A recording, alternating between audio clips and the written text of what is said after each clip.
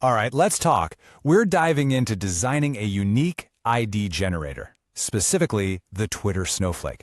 And I know, unique IDs sound super boring, but you just learned the hard way that getting this one little thing wrong, it can bring our entire system to its knees. So we're going to make sure that never, ever happens again. Okay, listen to me. You just broke production. No, I'm not kidding. That simple little feature you just shipped, it caused a catastrophic failure across the entire system. So right now, you and I are going to walk through exactly why, so this never, ever happens again. And here's the kicker. This was a self-inflicted wound. We did this to ourselves. This whole mess started with a decision we made, a good decision actually, to scale our service. You remember day 13, right? We were talking about scaling. And to handle millions and millions of users, we made the totally smart move to shard our database. We had to scale, and that was the only way forward. Yeah, we took that one giant monolithic database and just sliced it up into these smaller, much more manageable pieces. Shards. Each one handling its own little chunk of users. It was brilliant for performance, but it came with this hidden ticking time bomb that you just stepped on. Because when we did that, we completely, utterly broke the single most common way of generating IDs in the world, the good old auto-increment feature that's built into like every SQL database ever. And then, suddenly, a collision. Just think about it for a second. Shard number 1 gets a new user. Sign up. It says, awesome, you are user ID number 1. But at the exact same time, shard number 2 gets a new user, and it says, great, you're also user ID number 1. See the problem? Now we have 2 different people with the same primary key. That's not just a bug. That is chaos. That is data corruption. And that's what just brought production down. So naturally you panicked. You frantically searched for a quick fix, and you landed on what seems like the most obvious solution in the world, UUIDs. But what you didn't realize is that you just walked straight into a massive performance trap.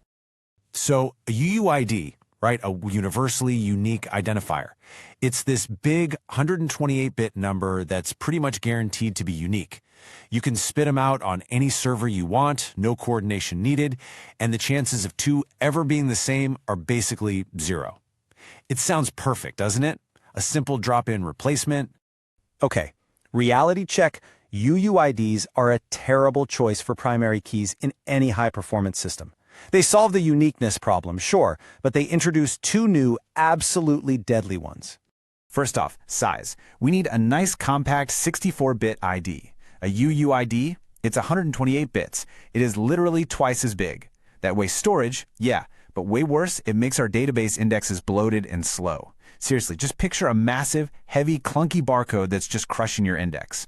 But second, and this is the real killer, they're completely random. They're unsortable. How are you supposed to build a chronological newsfeed if the IDs can't be sorted by time? The answer is, you can't. It's impossible.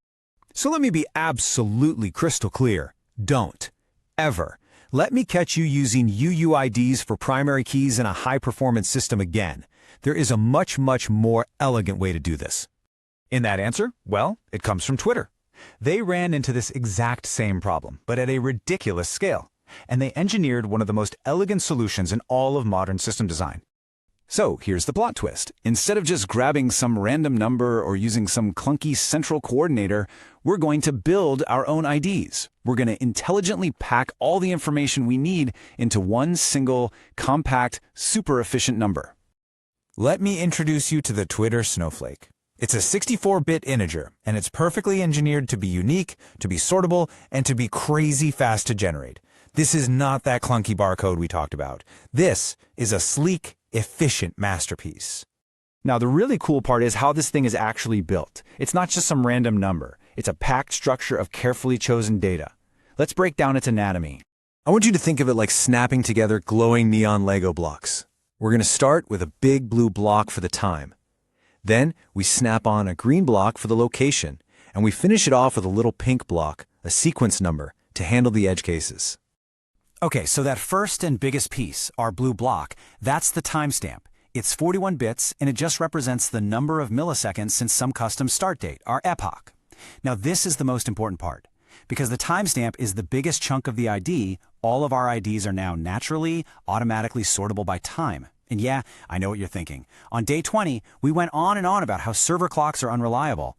But here, we're making time the very foundation of our system. We're literally baking the chronological order right into our data's DNA. Next up, that green block. This is the machine ID. It's 10 bits total, but we split it in two. We use 5 bits for the data center ID, so we can have up to 32 different data centers.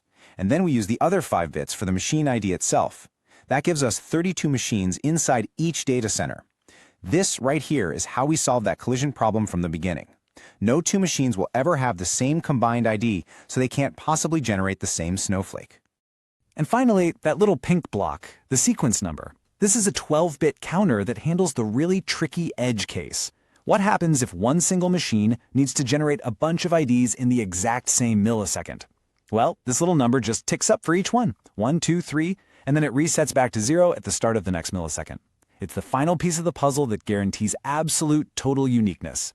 And with 12 bits to play with, that means every single one of our machines can generate 4,096 unique IDs per millisecond.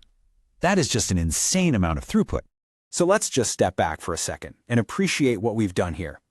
We went from a system-breaking crisis to basically giving ourselves a new engineering superpower. With this design, even a pretty modest cluster of, say, 1,000 machines can pump out roughly 4 million unique time-sortable IDs every single second. We didn't just patch the problem, we solved it at massive scale, elegantly and efficiently. So congratulations, you fixed the bug, production is back online. But don't get too comfortable. Now that we can generate 4 million IDs a second, we've created a brand new problem. How do we quickly check if 2 of our massive databases are out of sync? How do we do that without having to download and compare terabytes of data? Think about that. Tomorrow, day 22, we're going to learn the magic of Merkle trees. It's a game changer. You're not going to want to miss it. Hit subscribe.